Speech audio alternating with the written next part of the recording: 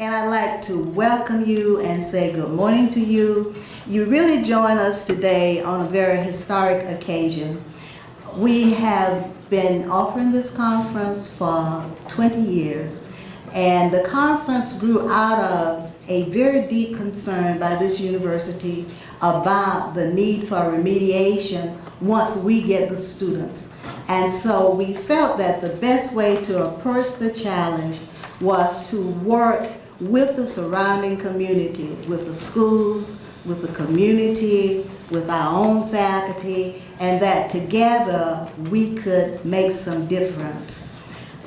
This conference has led to some important milestones that I would like to mention, and Dr. Linton a little later is going to give you an overview of this conference. But it is because of this conference that we were able to get funding from the legislature for $30 million for a campus upgrade. And many of you know those buildings as Academic One, Academic Two, or Dawson Hicks. Those buildings actually came out of a legislative panel that came down for this conference, dialogued with the audience, and talked about what were some of the pressing needs for this university. It is also because of this conference that we created the initiative in science, technology, engineering, and mathematics, because we've always felt that if you look at our programs over the last 19 years and including this year, you will find that there are always workshops on literacy, English, and math, because we see those as basic to the preparation of our students. So today, we welcome you. We invite you to dialogue with the presenters, but also to network with each other, because that is really the way by which we will go out of here and make a difference. It won't be that we have just spent a day and a half together, but we've gotten some ideas, we've renewed our commitment to really work together to produce students that can be successful as professionals and in the world of work. So with that said, I declare this conference officially open, and we have had a very hard-working planning committee. A lot of times the planning committee is never acknowledged. So I want to start by acknowledging the members of the planning committee that are in the room. Many of them are outside work and registration and going ahead to the hyper to make sure everything is in place. But with all the members of the planning committee, please stand and be acknowledged at this point. Thank you so much. One thing that I'd like to say is that is a campus-wide interdisciplinary committee.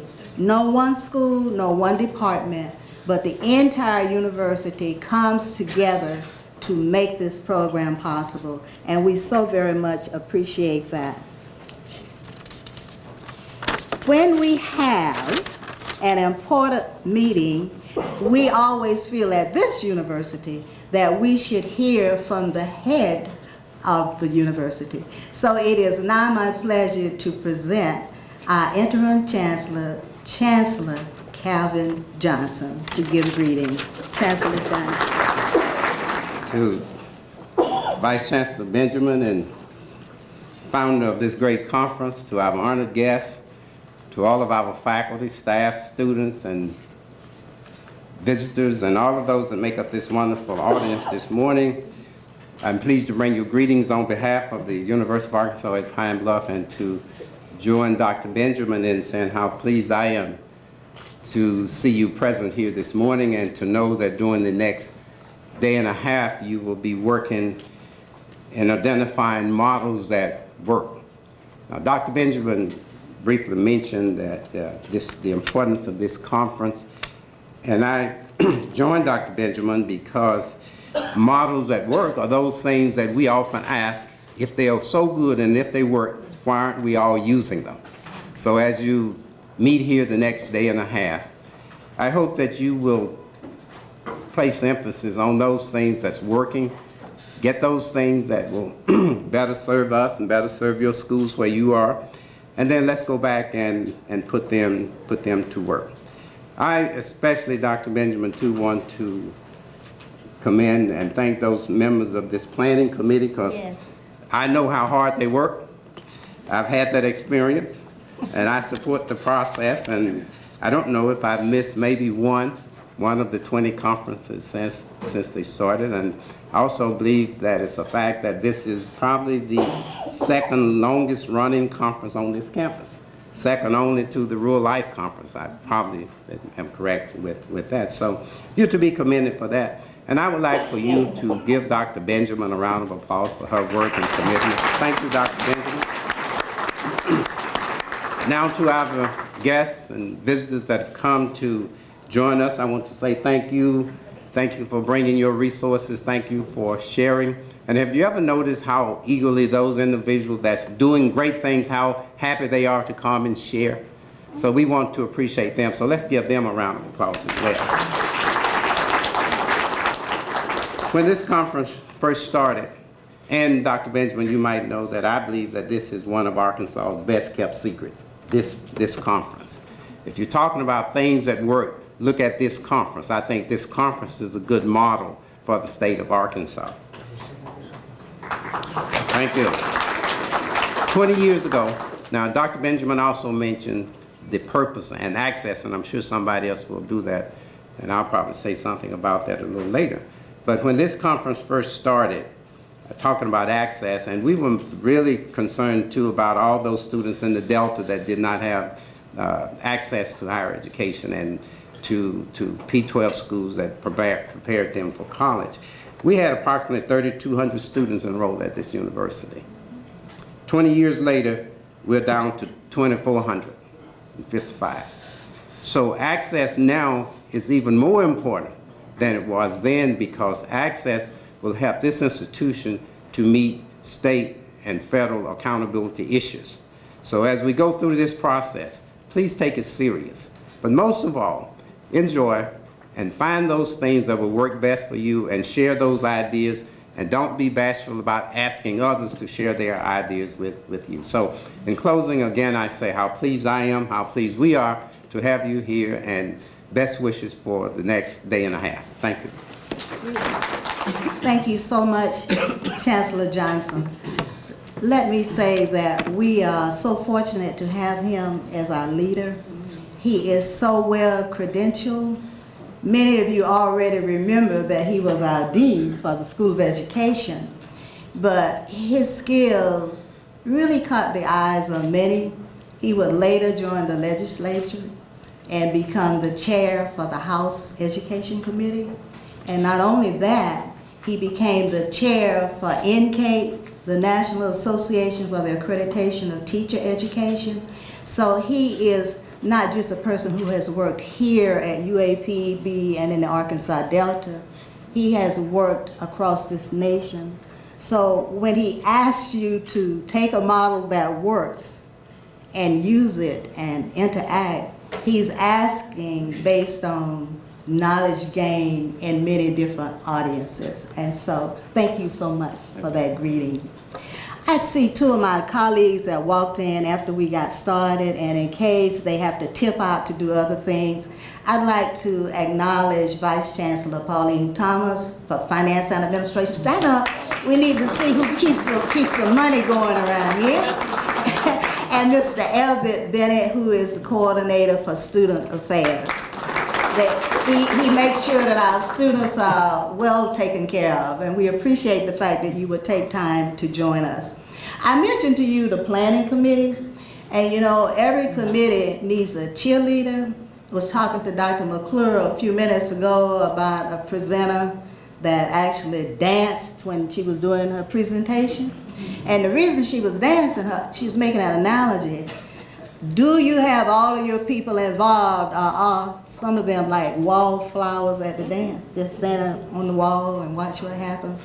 Are they out there in the middle getting down? And you know, everybody just kind of accepted that, but when she got down, I mean, you're talking about an audience that woke up. That audience woke up. Now, Ms. Vaughn, who will give us a reflective moment, has never really danced for us, but she has given us a lot of cheers along the way. I call her the Renaissance woman because she works across so many different disciplines with so many different people, and she is able to span the generation, whether she's talking with a student or whether she's talking with a university president. If you will look in your program booklet, you will see that she heads up an important unit on this campus, and it has a long name, so I'm going to read it here so we will get it totally correct, but she will correct you. Okay, she is the director for the Student Counseling, Assessment, and Development Center here on the campus. Ms. Vaughn, please give us your reflections for this particular day. Good morning. Good morning. Before I begin the reflections for today, I would ask that each of us would please take a moment of silence as we remember the victims of the marathon, excuse me, yes.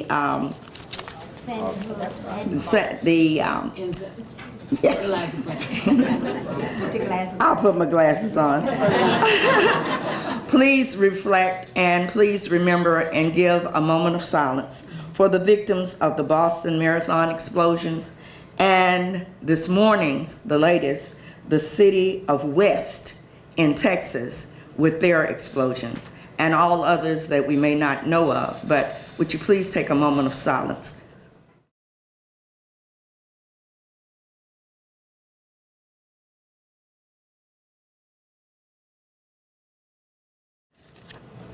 Thank you. Today, a part of my reflections comes from a book entitled Walk Tall, Affirmations by Carleen Bryce. And today's reflections are entitled Reflect, Release, and Renew. Let's cleanse our minds and hearts of fears, hurts, and resentments. The past is behind us. Let's learn from it and then release it. Use this day to reflect on choices and their consequences. Use this day to forgive ourselves and to release others from long-held grudges. Use this day to restore our hope and optimism so that we may create a better world for our children. Use this day to ask pointed questions of ourselves. Are we using our time wisely, being true to ourselves and our purpose? Are we living honestly and humbly? Are we loving one another as we should? Use this day to commit with spirit. Pray for joy, serenity, peace, courage, guidance, and willingness. Pray for blessings for everyone we know, including those who have hurt us. Today, let's practice the 3 R's: reflect, release, and renew. If you would permit me a personal moment, allow me to reflect on last weekend's #1 box office hit movie, 42. This movie is about famed Jackie Robinson and his number 42 that he wore during his historic career. The movie tells the triumphant story of how this civil rights icon integrated professional baseball by playing for the Brooklyn Dodgers. After experiencing this phenomenal film, I was challenged to reflect, release, and renew my commitment to education, particularly student affairs in higher education. Jack Roosevelt Robinson said, above anything else, I hate to lose. As an educator, I hate to lose any student on any level. Therefore, I am renewed in my commitment to educating all children, youth, and adults. Jackie Robinson also stated, a life is not important except in the impact it has on other lives. As educators, legislators, concerned citizens, we must use our resources and experiences to impact the successful matriculation of all students in their educational journey. May each of us attending this 20th annual Mary E. Benjamin Conference on Educational Access be renewed through the words of Nelson Mandela. Education is the most powerful weapon which you can use to change the world. My challenge to you this day and on tomorrow is to reflect, release, and renew. Would you please participate with me? I am a counselor by training, so I'm going to ask you to repeat after me. I will reflect, release, and renew. Because education is the most powerful weapon which you can use to change the world. Enjoy the conference. Thank you. Usually she ends that with a roar, a lion roar. Thank you, though, on a very serious note for the reflections, and it really set the tone for this session. We appreciate that. Now, I sort of mentioned just a few things about the conference, but we always like to designate someone to really give you a very sharp focus on the purpose of this conference, and we can think of no better person than Dr. Hazel Linton, who has been a long-term member of this committee. She is working in the Department of Curriculum and Instruction, now serving as the interim chair. She is also a minister, so she has a very special combination of skills and a knowledge base that work together to make her an effective educator. She especially is committed to education with a particular note on the underserved. Dr. Linton. To our presiding officer, to the chancellor, and all assembled here this day, it is an awesome responsibility that has been replaced on my shoulders. Thank you, Dr. Benjamin, for those kind words. If you will permit, I need to preface this overview by saying I'm not a farmer. And if I miss a step in this process, if you are a farmer, tell me what I missed afterwards, quietly, so everyone will know I missed it. I have always been fascinated with the process of growth. And exactly 2 decades ago, a seed that was dormant in the heart of our Vice Chancellor for Academic Affairs began the germination process. That seed was educational access. Her heart was burning to look at the elements that would sharpen the focus for educational programs, to improve readiness skills for collegiate entry and study, and to just improve student learning outcomes. One day, in 1993, that seed coat burst. When that seed coat burst, we began to examine new and existing approaches to educational access. We looked at the mastery of the core curriculum. We looked at reductions in remediation rates. We looked at enhancing readiness skills for students, and we looked at how to improve their career success. That was the beginning of the growth of this seed. After that process began and that seed coat burst, those enzymes began to mesh together. And you say to yourself, what are those enzymes? They were the enzymes that focused on partnerships because we knew we couldn't do this thing alone. And so we went out to the community leaders and we found educators, administrators, superintendents, parents, mathematicians, scientists, whatever their professions, and we said we cannot do this unless we all work together as a unit of one. And as those enzymes continued through the process, it does not matter what the theme was, because as I tell you what we did, you will know what the themes were, because the themes defined themselves from the outcomes that we received. I've learned from our youth today that you can Google the themes over time, Dr. Benjamin. And so they say, I don't want to remember that, just let me Google it and I can tell you exactly what it was. They become so swift at it until you ask the question, and while you're asking the question, they have the answer there before them. So that will be a process that will get the rest of us to the place where we'll Google real quick the themes. You will see them as you Google them. But as we focused on these enzyme activations, we saw new partnerships that were formed. One in particular was the Language Arts Alliance that ultimately became an alliance that is long-term, long-lasting, and life-changing. We also looked at new learning spaces and lifelong learning, because we know that learning just does not occur from birth, but it occurs from birth and stop when you leave 1st grade. But it continues through that entire process of life. And then after those enzymes burst and they began to work together, Dr. Benjamin, there was an increase in respiration. Because you know, if we don't breathe, we don't live.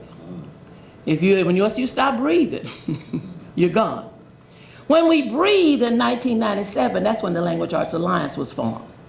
When we breathed in 1997, it got a new name called the Arkansas Delta Language Arts Alliance. So if you don't see it as the Language Arts Alliance, we changed the name of it. Then in 1998, we looked at what students know and what they should know and be able to do. When we looked at what students should know and be able to do, we explored what the skills that were needed, not only when they came to universities like the University of Arkansas at Pine Bluff, but what did they need when they left their parents' home to come to any school in any place in any city in Arkansas. That process of growth continued, and we had a chain reaction. Now the chemists in here can explain a chain reaction to you. They taught it to me in high school, but I haven't gone through that process in a long time. But I do know a chain has a specific beginning, and it has a specific end. Okay. So we are someplace in the middle of that chain during this 20th year, because we got a lot of things that's left to do. And this year, because it's the 20th year, we're going to see some of the fruits of our labor. This year, because it's our 20th year, we're going to look at models that work, not in Montezuma, not on the shores of Ppl, even though they'll work well there, not in some place far off, not even in the state of Massachusetts. Now let's go from Maine to Washington, not even from California to North Carolina, but we've come home where we live in the state of Arkansas. Today we're going to explore models that work in the state of Arkansas. I ask you to carefully scrutinize these processes. Interact with each presenter. Give your suggestions, ask questions, expand these ideas, because we're all this together to achieve one true objective: educational access for everyone at any place, anywhere, anytime. At some point, and I want you to Google the year, we decided to name this conference after the person in whose heart the germination process began. And we named it the Mary Elizabeth Eunice. I got it wrong, I guess. That's what you get for not asking. Mary Eunice Benjamin. I didn't want to say E. You need to know a whole name. You know when your parents, you did something good or bad, they call your whole name. So the Mary Eunice Benjamin Conference on Educational Access. Her name will go down in the annals of time as a person that had the seed in her heart. It burst in her heart. We caught the results of that enzyme reaction and respiration. We decided to get on board. And in this 20th year, a flower has peeked its head out of the ground. And we're going to look at models that work in the state of Arkansas. Enjoy the conference. Enjoy these 2 days. Enjoy all that we will learn from each other and with each other, and have a marvelous time. And when you leave, go home and tell someone we found some models that work in the state of Arkansas. Thank you. Now, we wanted to give you the background, and it's one thing I'm going to ask you to do, especially for our speakers, so you can get a feel for the audience. Will all of our guests please stand? All of the guests. I'll ask for UAPB later. All guests that are members of this conference, all people that registered, please stand. People that are from the community. Okay? Thank you so much for being here. Okay? Now, all members of the UAPB faculty, staff, and administration, please stand. All members of the UAPB faculty, staff, and administration, please stand. Thank you so much. Now, I think I need to go through that first request again because I didn't get everybody. All people who registered for the conference that are not members of the UAPB workforce, please stand. Let's see if we can get that, do that again. All right, all right. There it is. I saw, okay, all right. Thank you so much. And we have some students here. Would the student teachers and the teacher candidates please stand? The student teachers, so we know we're going to the future. I want them to know, I want them to see who's here. Thank you so much, because you all will have the leadership in the years to come. All right. How many of you have been keeping up with the Arkansas legislative meetings, watching the news at night? I hope you have. When we were planning this conference, we always were told that April 19th would be the closing day for the session. We may or may not make that. But the session has impacted us in that the Honorable Shan Broadway is not here. We had a conversation yesterday around noon, and at that point, he was about 1 vote short of what was needed. And as you know, he is our leader for higher education. So I said to him that as much as we need you at the University of Arkansas at Pine Bluff, we also need you there to look out for all of higher education. For that reason, he is not here, but he sends regrets, and he referred me to one of his good friends, Dr. McClure, and he said that I'm going to call him and give him some comments to include in his presentation. So hopefully that has happened. And also, he said, and you can ask, and he calls him Calvin, I call him Chancellor Johnson. He said, you can ask Calvin too, to make some remarks. So he's covered in 2 regards. Dr. McClure and Chancellor Johnson will be speaking on their own behalf, but also on behalf of the interim director for the Arkansas Department of Higher Ed. I've already told you a few things about Chancellor Johnson. Let me give you a few things about Dr. McClure. This is really an innovative educator. He is superintendent for the Cross County School District.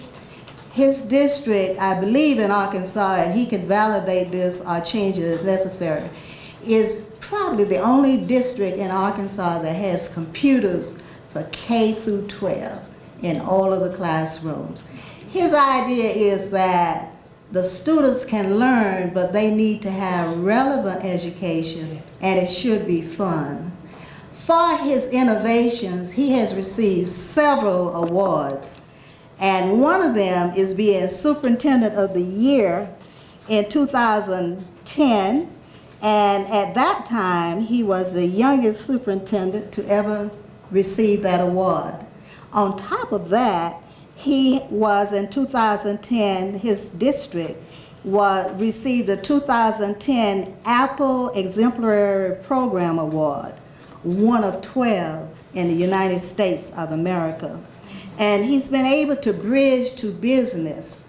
Business is so appreciative of his work that in the year 2011, he was awarded the Arkansas Business 40 Under 40 Award. So we have 2 very well qualified people that are not talking to you theoretically, but people that have actually been at the helm to bring about critical change here in the state of Arkansas. So Dr. McClure, I'm going to ask you to present first, and you will be followed by Chancellor Johnson. Please give them a warm welcome. Good morning, everyone. Good morning. I do send regrets or convey regrets from Dr. Kimbrell, the Commissioner of Education for the state, for not being here this morning. He's also at the legislative session, and Senator Broadway. I am going to tell him, though, he was the Honorable Senator Broadway until he didn't show up this morning. He's no longer honorable. That's what I'm going to convey. I'm going to say we talked about that at the conference. looking through the program, it looks like you have an exciting conference, and the focus on what works and different models that work is something that is critical in education at this point. I was asked to talk to you about two different things this morning. First of them is Models in the State, which is the Governor Beebe Steamworks initiative, and then also how that relates to what we're doing in our district. So first of all, on the Steamworks piece, there's 4 core components of this. The first one is the New Tech network component, and I'm going to go in depth in a little bit about that because that is what it is that we do. But all of these models are focused around project-based learning in different capacities, and they're everything from sticking your toes in the water to stepping into it a little bit, maybe in one classroom or maybe in one subject area, to full-blown wall-to-wall. That's all we do. That everything is focused on student context, and it's focused on making sure that students are engaged in their learning. Let me go back for just a second. Then we're going to talk about East Core, which is another component. Project Lead the Way, and the last one is You Teach, which is at the university level. So if you look at this map here, this is all across the state. That started last year was the pilot year, and it outlines for each one of these the You Teach programs, new tech schools that are already in existence and will start next year, also for the East Core schools, and then lastly, Project Lead the Way. So as I told you, the focus is on science, technology, engineering, and mathematics, obviously, with the Steamworks piece. And all of that is focused on growing that in the state and making our students, when they graduate, more prepared to come to you at the university level, and more prepared to be successful in life when they get out. So first of all, the new tech piece. In 2011 and 12, we started with 2 schools in the state. This current year we have 10, and next year we will have 13. And when I explain to you what that is, you'll understand that's a big undertaking. East Core, what it is it's, this is the area where I talked about sticking your toe in the water. How many of you are familiar with East? Or any of you? Okay, so it is focused on using high technology in the classroom, and it's community-based. So they do community projects, but in the past, it hasn't been tied to core content areas. And so what East Core does is it's an Arkansas initiative, and it focuses on a particular subject area like biology, and it's taking those same components where everything is project-based, but tying in the core academic strands in that content area. So the goal is with it to grow it class by class. So as they give in-services and they prepare teachers, they're preparing one at a time instead of an entire faculty. So we had 5 schools this year. Next year we will roll out to 7. Project Lead the Way is focused on project-based learning in the areas of technology, engineering, and biomedical sciences. So it is also just a single class, and it's done through CTE, Career and Tech Education. And so those are 2 different avenues for schools to join into Steamworks without, as we say, jumping off into the deep end, which is kind of what the new tech model is. And the last one is You Teach, and You Teach is designed, it's in 3 universities right now, with the goal being to grow this program, but it recruits science, mathematics, and computer science majors, and it tries to recruit them, those majors, out of going into private industry and gearing them towards secondary education. So we have content specialists in those STEM-related fields for our high school students. So I want to show you real quick a video that kind of gives an overview of our school district.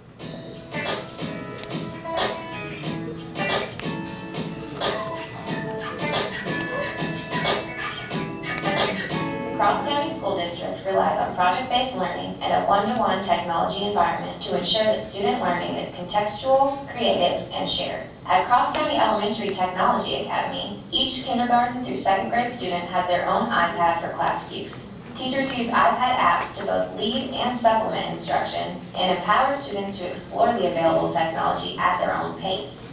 All 3rd through 6th grade students at the elementary school have their own MacBook for projects and classroom activities. This technology allows our elementary school students to start building their digital proficiency at a young age and affords them with limitless resources online. At Cross County New Tech High, students use their MacBook laptops to investigate and research information, collaborate with others, and create high-quality projects and presentations that showcase their learning. Students are evaluated on the content of their classes, as well as their ability to utilize 21st century skills like problem solving, analytical thinking, and work ethic. Teachers have transitioned to facilitators as the students drive their education through inquiry-based learning. Cross County School District strives to provide a learning environment where every student can excel. We realize that technology alone does not sufficiently prepare students for the challenges ahead, but are confident that our innovative practices use this technology to better prepare our students for the future. Okay, so when people see that video for the first time, let me give you some more background. We're located, because a lot of people don't know where Cross County is, we're located kind of on the fringe of the Delta in northeast Arkansas. About 700 students, 75% free and reduced lunch. That number's probably between 80 and 85 if everyone fills out their forms. So it's a high poverty area. A lot of our students, we were the first district in the state to be one-to-one a computer for every kid K-12. And a lot of our kids, when they take the computers home, obviously that's the most valuable thing that's in their house. And so it was a big deal, and it was some convincing to my board to initially say, hey, we're gonna let kids that maybe have not shown, some of them have not shown the ability to be responsible in the past, we're gonna give them a $1,000 computer and let them take it home every day. All right? And so 5 years ago, that was a big thing. It's not as much anymore. The reality is we don't spend really any more on technology than we did textbooks when we were buying textbooks. But it's a different way of looking at things. So, where do we start? I think this is probably the biggest thing is that it's not about technology in our schools, but it's about having an end goal and then working backwards to accomplish that goal. So the first thing that we did is I started this activity with my elementary faculty, and then I did it with the high school faculty, and then we did it with the school board, community leaders, parents. We brought everyone together. We asked them, I mean, it's a simple question, right?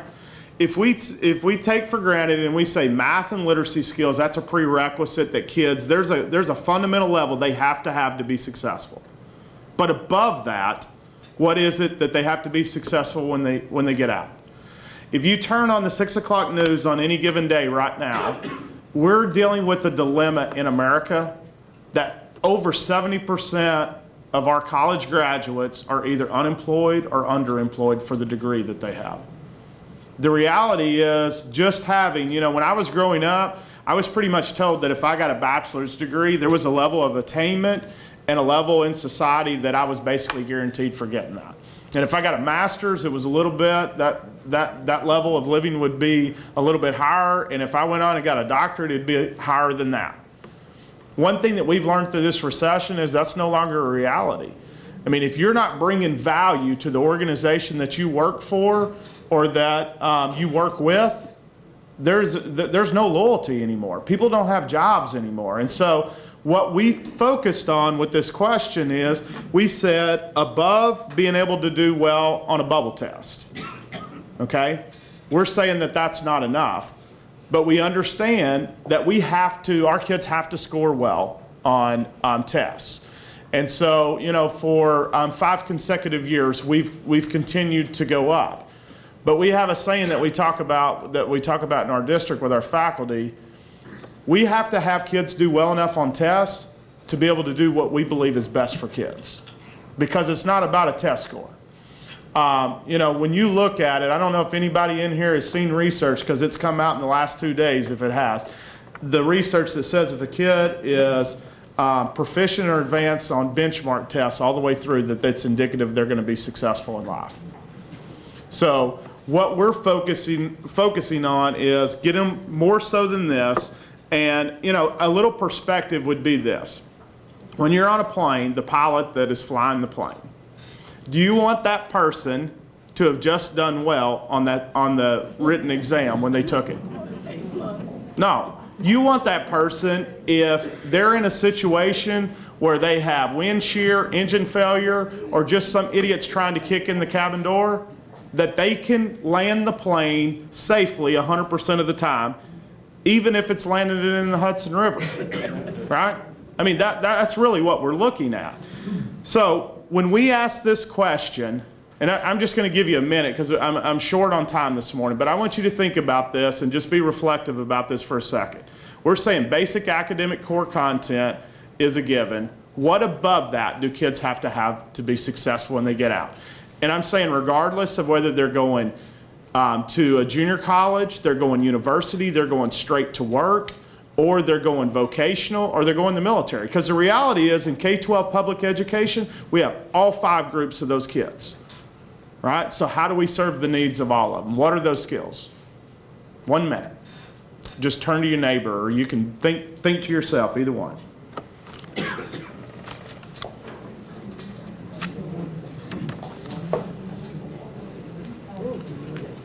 Dr. Benjamin, what time was that? Effective communication.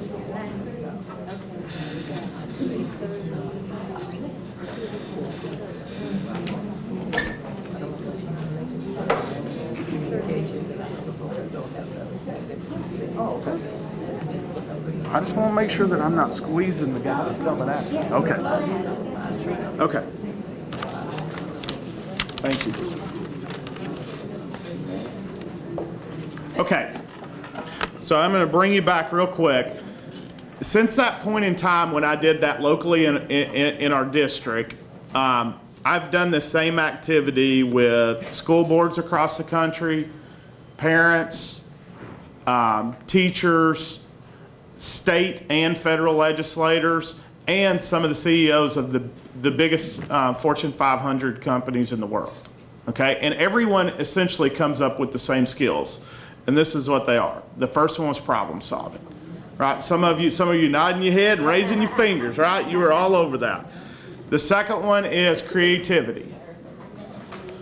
The third one is the ability to think analytically, and sometimes we have to talk about what really that is. It's breaking things down into steps, so you know where the beginning is and you know what the end is and how to get there. The fourth one is the collaboration piece, and this is one that, you know, in a lot of schools, you know, we're missing. We were missing it in ours. I tell this story on my wife. She loves me telling this. She's a pharmacist. She came home a couple years ago and said, you know, one of the technicians that she was working with wasn't doing what she was supposed to be doing. I said, so how did you address it? And she said, I just did it myself. It was easier. Yeah. Right? Some of y'all may be in the same boat. If not, you know people that are. And my response was, Kathy, the first time it's easier. The 5th time it's not easier. And the 20th time, now it's an efficiency issue. Why are we paying that person to work if you're doing her job for her? But the reality is, in schools, we've got to teach kids those skills about how to interact with others and get them to do what it is that they need to do. Because in life, you're going to work with people who have different values than you, that you have disagreements with, but at the end of the day, you've got a common goal that you've got to address, that you've got to attain, right? And I don't know that it's ever been said better. We were doing a keynote in Little Rock last year, and the valedictorian of our class last year told this example. Someone asked him a question about, so how do you get kids that are working in your group to do what it is that they need to do when they don't want to? And he said, you know what, I learned about a year and a half ago that my challenge was to try to figure out a way to get he or she to do it and them not know it. And it was just like an aha moment for me. He said that, and I just stood up and I said, can you imagine in schools if we get all of our kids to understand that and just cognitively think about it, that, hey, this is what it is that we've got to accomplish, and there's strategies for accomplishing that, how much better prepared are our kids? So that was a big one. Communication is both oral and written. In the world that we live in, I would, and I'm sure there's some English professors in here that are going to disagree with me, but in the world that we live in, I would ascertain that oral communication is just as important as written communication. I do a whole lot more talking than I do writing.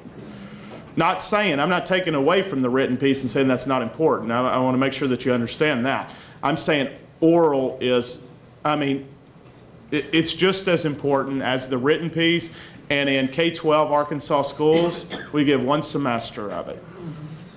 You know, and that's a disservice that we're doing to kids. The last one is ethics, action, and accountability. And we kind of added, because this is where it kind of frays a little bit, but the big thing that we talk about and that we assess in our schools is work ethic. All right, holding kids accountable and that they understand all those things. So the next question that I asked my faculty when I did this, I said, so you've told me that it's imperative for kids to have these skills. Without these skills, we're setting them up to fail. So how are we teaching and assessing it in our classrooms? And guess what the answer was? We're not, right? What are we focused on? We're focused on the test, right? We get the test scores back from the kids, we disaggregate that data, then we remediate those kids on those particular things, then we go back and we test them again, we get that data, and we get all the way back till we get back to here, and they test again, and then we start that vicious cycle all over. Okay, so we talk about that is a short-term goal. Okay, it's something that, it has to be a goal of ours, it's something that we have to obtain, but really the long-term goal is preparing them to be successful in life. So how do we align those and do both? That's where we do it through project-based learning. Okay, and I'm going to try to go through this quickly, but the big difference is a lot of people think of PBL and doing a project as the teacher comes in, teaches students all the material, and then the students at the end do a project to show what it is that they learned. Okay, that's not what it is that we do. What we do is it's heavy lifting, project-based learning where you have a driving question, and that's the engagement piece. It's got to be something that is in context for students, something that they want to learn, that they want to solve the problem to. And then you spiral the curriculum mandates into the classroom. Okay, so instead of learning all the stuff that they don't want to learn and then having them do a project at the end, you can't do the project without learning the material as you go through. And I think there's a misnomer that if you do PBL, then you don't have written assessments, you don't have quizzes. We do all those things. All right, so all of those things are embedded. Sometimes there may be more written tests, sometimes there may be less. Sometimes, at the end of the day, what we're really concerned about, can the teacher assess whether or not the student learned the material? At the end of the day, that's all we're concerned about. Whether it's done through a project and a written assessment, just a project. So key components to successful PBL, that it's relevant and engaging and that it's student-centered.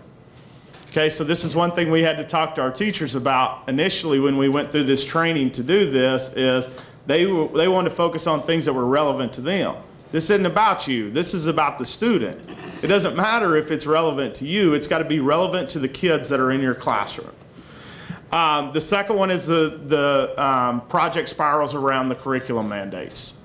All right, and this is one thing that is going to be advantageous to us as we transition to Common Core, is that the level of depth that is associated with Common Core is going to force schools to go more in this direction because it's not at a knowledge base, it's not at a surface level base. You're really going to have to dig in and have some type of application for kids to learn the material. Student voice, so that you empower students in the classroom, that they have say in some of the things that occur. And the last is high quality rubrics, which is huge. All right, you still have to be able to assess everything that we're talking about. I'm going to skip over that one. So this is another thing that is a little bit different that we do. We do combined classes. So you saw in the video, I don't know if you saw the classroom that had the solid glass wall. So that is, that building's 40 years old, okay? That classroom was 2 classrooms. We knocked down the wall in between and then put a glass storefront on the entryway. And what it is we have dual taught classes in there. So Biocom is a 10th grade biology class with audio, visual, tech, and film. All right, so both teachers are in there.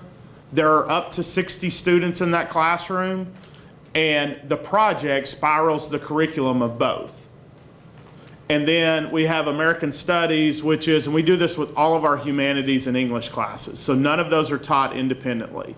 So every history class, English class is taught with 2 teachers. The project that they do spirals the curriculum of both classes, and you know, that they're up to, most of our classrooms have 50 to 55 kids, but there can be up to 60 in a classroom. Computer science investigations falls back into the STEM area, and that is a 7th grade science class with computer business applications. In the past, that was a 9th grade class that was offered in schools, where they, you know, taught them spreadsheets and Word documents and, you know what I'm saying, all of those things. And we got a waiver to move it to 7th grade, and now the state is moving it to 7th grade for, you know, the entire state. So that's something that was needed, and it's a good thing. Last one is Algebraics, and that's Algebra One and physics. So it's the math piece of learning the formulas and all that, and it's putting it into place. Now here's the one that this always scares people. We teach that to every 9th grade student. Physics to every 9th grade student. You heard our demographics that I told you earlier. It's not like we have all elite kids. All right, and then we still have AP Physics, you know, that we teach to seniors. But the reality is, if you put things in context, kids can learn much more than they can if it's just about, you know, regurgitation, memorization. I think this is a big piece. 2 minutes? Okay, I'll be done in 2 minutes, I promise. The next piece is everything that you're going to do, if you're going to say that it's important, you've got to find a way to assess it. Otherwise, kids catch on really quickly that you're saying this is important, but if I'm not being assessed on it, then it's not. And so this is just an online portal of where all of those things, so students are not only assessed in the contact, but every one of those school-wide learning outcomes that we talked about before. One other thing that Dr. Benjamin asked me to touch on yesterday, we do something called study tours, where we have people come in and visit classrooms. They get to talk to kids. It's kind of an unfiltered view. We don't prepare for the day. It's just a normal day. We've had over 500 people in the last year. We've had lots of university professors. So I want to invite you to come in. We typically schedule those once a month to invite people in to just go to classrooms. You get to talk to kids. You get to see the good, bad, and the ugly. The one thing that we tell them is, you know, we don't filter anything. We don't tell kids what to say, so that means I have no idea what the kids are going to say. So that, you know, sometimes that's a really good thing. Sometimes the kids surprise you, you know, but that's the reality. So the very good thing about this is together Steamworks is moving, I think, K-12 education in the state forward. Steamworks is the first time that Governor Beebe's workforce cabinet has ever agreed on something and everyone willing from their department to put money in. So, I mean, that's a huge deal. And so as we move forward, and you're going to see a lot of different models that work, and I think even one of my Teachers at the high school is going to be here to do some in-depth, digging a lot deeper. But I just want to congratulate you on the progress that you've made, congratulate you on examining the models that work, and just continue the fight. We've got a long road ahead of us, but together we can really make a difference in the lives of the kids in the state of Arkansas. I commend you in that. Thank you. Let's give Dr. McClure another round of applause. I need to tell you, and you just have the tip of what goes on in Cross County. On tomorrow, if you look on page 9 in your book, you might want to put a star by that. His faculty member will be here and we'll do a demonstration on problem and project-based learning. That's what our goal was. Our goal is to tell you about them today, and on tomorrow to have the workshops and the panels to really demonstrate what we're talking about. I also want to tell you that because of his innovations, he has been granted more than $5.5 million to run that program. So there are a lot of people that are interested, and if you have a believable model, there's help available for you. I'm going to ask the Chancellor to just kind of summarize for Director Broadway, and then we're going to open it up for questions. I'm going to ask back for that 10 minutes that we gave up front when you were sort of registering and getting your refreshments and coming in, because we want to be sure that we reserve the 30 minutes for Dr. Jabara. Right now, Chancellor Johnson. All right. Thank you, Dr. Benjamin. Dr. Benjamin just granted me 5 minutes. I said to Dr. McClure, you cannot do any summaries of Shane Broadway in 5 minutes. But Dr. McClure, I want to again say thank you. Thank you for your vision, your leadership, and most of all, thank you for taking time out to be with us here this morning. We appreciate that and appreciate what you're doing. One thing that I overlooked this morning, and we have a person in the audience, and I wanted to recognize her because, one, she has the awesome task of corralling a group of superintendents here in Jefferson County through the educational co-op, and she's a great partner of ours, and also she's a graduate of this school, and she was a student worker in my office when she was working, and that's Ms. Barbara Warren. Barbara, would you just stand, please? Thank you. Thank you for all of your support and all the things that you do for us. Now, Dr. McClure, that very first question that you posed regarding what you asked your teachers, and that is you asked your community to identify those critical skills needed beyond school. I think that's critical. That's where we are. What do you do after school? And for too long, we have focused on what do we do in school. We've evaluated students and tested students and expect them to just get to a certain point. And now we know that we must focus beyond school. That's just where we are. And that's what the economy demands of us. And that's that connection that we have to make between higher education and economic development. The government has challenged us on that. Now, I think if Shane was here this morning, and I know exactly where he is, and Dr. McClure, you two can just imagine where he is at this moment. He's somewhere wandering between either the House and the Senate, or he's walking around in a budget committee looking over people's shoulders, talking here and there, and that's just the way he operates. And I'm happy about that. The only time that I could keep up with Shane was that I think I served on the Higher Education Coordinating Board 4 months before I took this position. Yes. And at that time, he came to me one day, he said, I just realized you're my boss. So every time I would walk in, he would come by and say, hey boss, how you doing this morning? But he's a great supporter of this institution. And also, if Shane was here, he would be the first one to say to you, whenever you see Mr. John Kirkendall, you say thank you to Mr. Kirkendall for the work that he's doing for this university. He's working very hard. I think the last call I got from him last night was about 11:15. He was still in Little Rock. The session, that was probably one of the longest sessions, day sessions they had during this session, and maybe in the history of the legislature, I don't know. But they got some things done, and we can appreciate that. I think Shane would want you to know about he would talk to you about admissions. And I mentioned that this morning. But not only that, he would talk to you from the standpoint that we now have legislation telling us the kinds of students that we can admit, and if we decide to admit students that do not fit within that framework, then we are held accountable for those students. And now we are talking about who will pay for those students. And sooner or later, if we admit those, if we choose to admit those students that are below the state requirements for admission, then we will at some point in time have the option to pay for those students, pay that tuition for those students. So I think that we are moving along and that we are held accountable for lots of things. He would talk to us about retention, and he would talk to us about the degrees that we are granting and retention rates, and he would talk about the relationship between degrees offered and those students' abilities to get jobs. Never before have anybody looked at the relationship between the graduates, the degrees that we offer, and whether those students are working. Pretty soon we will have to answer that question. Where are your students employed? Are they working? The fact that you have X number of students in a major graduating those students and they cannot get jobs, that will no longer work.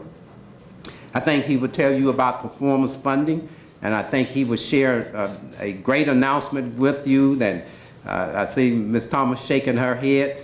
I remember the during the faculty fall staff seminar when I addressed you at that meeting, we talked about performance funding, and I told you that if we didn't meet certain standards that we were subject to lose 5% of our funding, our new monies.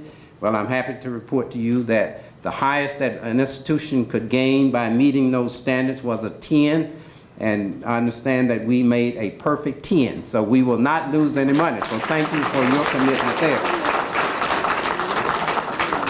Also, I think that he would talk to you about the scholarships, and he would encourage us to have our students to apply for those lottery scholarships early and often to make sure they get everything in. He would talk to us about the importance of partnerships. And again, he too would support technology, STEM education, and I think he would commend us for the work that's being done on this campus in the STEM area. The governor challenged us several years ago to address STEM education in the Delta, and I think that this is a model that the governor can say that he's proud of, that because we have addressed that, not only because we have a new building that's coming, that's being built, but also because of the program, the students that we have, the faculty, the research, and all of those things that goes together to make up that commitment for STEM education on this campus. So lastly, he would talk to us about a new act called College and Career Readiness.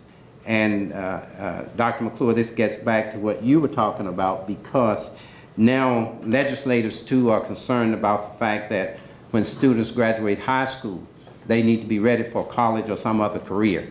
And we have touched on that for several years, and I know we're moving in that direction, but it's going to become mandatory. And he would also tell you that the bill on remediation, Dr. Benjamin, that we have been planning around and working towards, you remember the student success plan that was developed out of legislation, I believe, from 2011. That will be folded into a new remediation bill. However, that bill has gone to interim study. So during the interim, we will have an opportunity to have some input into that legislation. But we know from the start that we must reduce remediation, and the best way to do that is working directly with the public schools to get those students ready and prepared, so when they graduate, they'll be ready for college. Thank you, Dr. Thank you. Dr. McClure, thank you so much. Chancellor, thank you. I want to open the floor now for questions. Dr. Johnson has sort of reminded us of our challenges, both at the college and at the really K through 12 through 16 level. He has given us the challenges, Chancellor did. Dr. McClure has given us an approach that really will help us address this issue of retention and reduce the rate of remediation once we get the students excited about learning and get them in the process of learning and they're not so aware of the fact that they are being taught. is happening to them because of the environment that is created. I know you have some questions, so I'm just going to ask them to be available here at the mic so we don't have to get up and sit down and come back. So if you two would stand here, we are now ready for your questions. I actually have an opportunity to sit on a committee with you, Dr. McClure, but I'm new on that committee, and you always have good feedback. And I apologize, I have like 4 questions, but I'll make it quick. How many of them are for me? And all of you, Dr. Johnson is my former employer. So you're not going to question him. I understand. The new guy. Yeah, absolutely. The ECHO assessment, is ECHO an acronym for something? Or? It's not. Okay. It is a proprietary software tool within the New Tech network. Okay, within the, okay. Yeah.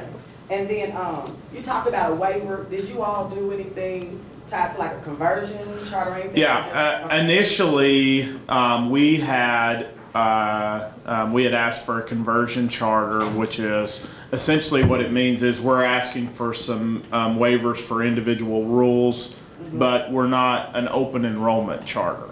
Does that? So I mean, it's a conversion charter, but not open enrollment charter. But now, since then, they have changed the rules to allow it. At the time, you couldn't do what we're doing without being a conversion charter, and the department's changed the rules since then. So there's several. Matter of fact, I think there's only 2 of the 13 new tech schools that are conversion charters. And then the schools of innovation legislation has come about. Will that tie back to? Will you have to make any adjustments? No, because I actually helped write that bill. The Schools of Innovation piece is just about allowing schools freedom to be able to be innovative and step out of the box. And I think one of the things that you have to be cognizant of when you're talking about trying to have an environment where people are risk takers is that people are going to fail too. And you've got to, from an administrative standpoint, you've got to be able to support that when they fail. It's the same way that we do with kids. We've got to teach kids how to fail. I mean, what better place is there to teach kids to fail than in a classroom? I mean, it's the safest place that there is. And how much, when you look back on your career to where you are right now, how much more learning did you do from failure than you did from successes? So, the innovation piece is set up for schools to be able to say, hey, we want to try something different. We want to step outside of the box and do this, but we don't want to ask for a conversion charter. And my last question is, when you took this path, did you see an impact on teacher morale or teacher attendance that you documented or that you can kind of speak to? Teacher attendance improved. For the most part, teacher morale went up. The difference is that teacher morale went up with the ones that wanted to do that. It went down with the ones that didn't. I'm just being real. I mean, yeah. So we said, this is the direction, the bus is going here. Just like we talked about the end goal is for students to have those skills when they graduate. We talked about from a teaching profession, this is where we need teachers to be. We're going to provide all the support that we have available to get you there. But if you're not willing to get there and you don't want to go there, this probably isn't the place for you. But, and I also threw in this caveat, I said, but 5 years from now, you need to understand that if you go somewhere else, those classrooms are going to look a whole lot more like our classrooms than a traditional classroom does right now. And so you need to be prepared for that. Basically you're running ahead of the deal, but classrooms are going to look more like ours than they are traditional classrooms with a teacher in front giving lecture. I just don't think I don't think that's best for kids. I don't think adults learn best that way, as I sit here and do it to you. Stand here and do it. Thank you. You're welcome. Another question? Dr. McClure, what is your level of parent involvement in your district? Not as good as it needs to be. We do, just like everyone else, we do chili suppers, we give away raffles to give them tickets if they'll come. We do everything that we can. Probably, to be honest with you, the best way that we do it The best way that we've gotten community involvement is we do something at the high school where it's like a East Night Out's what they call it, and we just set up where kids can show where their parents and visitors come in and they show the things, the projects that they're working on and describe the learning, those type of deals. And then we do several things where we trick parents into coming. You know, we do a music performance. Oh yeah, by the way, we've got some academic stuff we need to talk about too while we're doing, you know, because people come to those, you know, Pee Wee basketball games, athletic events. So our parental involvement is not, I would not say it's exemplary by any means. It's a whole lot better than it was 5-6 years ago. The learning disabled students. Yes, sir. Do you want me to talk about how we, yeah. So we do that a couple of different ways. Obviously that we look at each kid individually in their IEP meeting and say what's the best environment for them. If we can put them in the traditional classroom, we do that, we do inclusion as much as possible. Obviously we still have some, you know, 8th grade students that are reading on a 3rd grade level. I mean, you know, we're a public school and we have those students in our classrooms. The thing that we've seen though is that student, they may have some kind of disability, excuse me, is the reason they're not reading on grade level, but they have lots of other things to bring to the table, but they don't get to do that in a traditional classroom. Maybe they're great at technology, or they're great at getting up and talking in front of people, or and all of a sudden they're bringing value to the groups.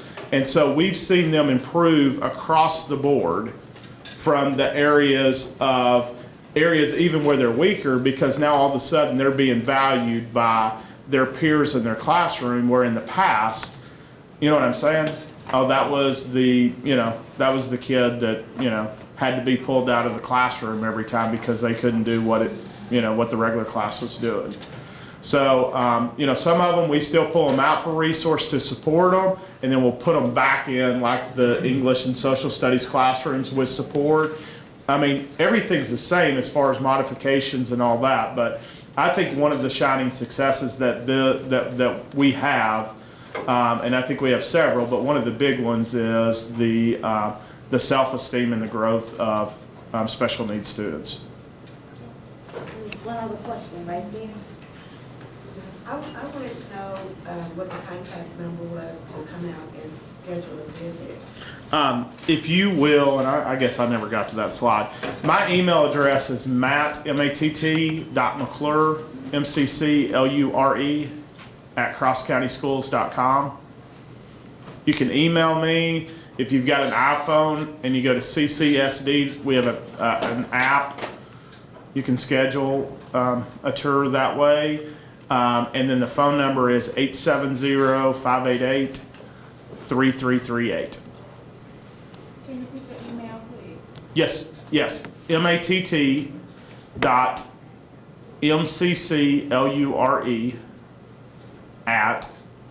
@crosscountyschools.plural.com. Yes, sir. I have just one question. You are doing a very good job, and I commend you for that. But I also just want to know how your students are doing in the standardized tests. His question was that he commends the job that we're doing, but how are students doing in standardized tests? We don't have, our high school is, we don't have any schools in focus or priority. Scott, what's it called? Needs improvement? Needs improvement, Yeah. achieving, and exemplary. Yeah. Our high school is needs improvement. I don't know if you're familiar with that terminology. So we're roughly, depending on math and literacy, we're in the 60-70% that are proficient. Okay, we're going to take 2 more questions, and then Dr. McClure will be around for a few minutes, and you can talk with him. I saw one coming in this area, and there's one in the back of the room. Where's the one from the center area? Okay, and then yours will be the last one. I know this isn't the heart of the presentation, but you mentioned that project you teach, steering people out of private industry into technical teaching jobs. Yes. Could you give us just a status of that? Yes. You want me to do that one too? You got it. I'm putting on my Shane Broadway hat for this one.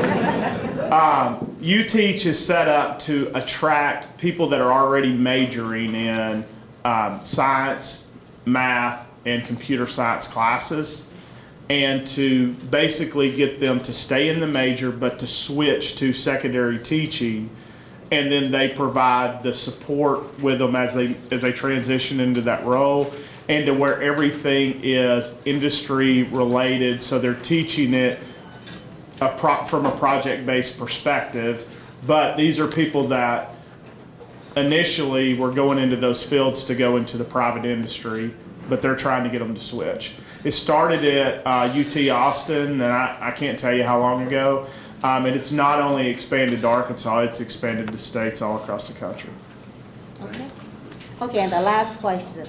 For Dr. McClure, you talked about taking about 5 to 6 years for the process to fully implement the new tech strategy. Is it long? If not, how long did it take? And then the co-teaching aspect, what were, if any, challenges that you had to deal with concerning teachers being in one classroom having to? Okay, give me the first question one more time. The first question, how long did it take for you to move to this model from what you previously knew? Okay, so we started out year one, and we said each 9 weeks we want teachers to have, every teacher to have one project. That's how we started. And then it was the next year we're going to have 2, and we did the same thing with textbooks. We said, okay, we're going to keep buying classroom sets, but at the end of 5 years we're not going to purchase textbooks anymore. And so it was year one, we want 20% of the time, average a day a week, to be teacher-generated, relevant, current materials. You know, because the truth is, teachers can give much better curriculum than a textbook can. They just don't have the time to do it. So what we did is we said, okay, we're going to take this in baby steps, you know, to get there. So then we moved up to 2 projects in 9 weeks. And then the next year we made the jump and we said wall to wall. That's all we do. So that was a big jump. So I guess 3 years, and we had the technology the year before that. Okay. And then the co-taught deal. The biggest problem, the biggest issue that we've had to overcome is personalities. Teacher personalities, how they work together. Our teachers actually say it's like a marriage. So. And on that note, we're going to close the question dialogue period. Thank you so much for those questions. I knew that you would have a lot of them. I hope you took the telephone number and the email address down, and that you will in fact follow up on this, because the whole idea is, are we willing to step out of our comfort zone and try some new approaches to prepare our students for the global society? Dr. Johnson, Dr. McClure, thank you, and Dr. Johnson is going to make a presentation. We're going to ask you to keep your seats as we transition to the next part of the plenary session. Chancellor Johnson. Dr. McClure, I have a question. Would you join me up here, please? It is on behalf of the University of Arkansas at Pine Bluff and the Planning Committee for the Educational Access Conference, and to all of us here, it is my pleasure to present to you this certificate of appreciation. It reads as follows: to Dr. Matt McClure, 20th Annual Mary E. Benjamin Conference on Educational Access Models at Work in Arkansas, April 18th and 19th, 2013, signed by Dr. Mary Benjamin and Calvin Johnson. We appreciate your support. Thank you so much.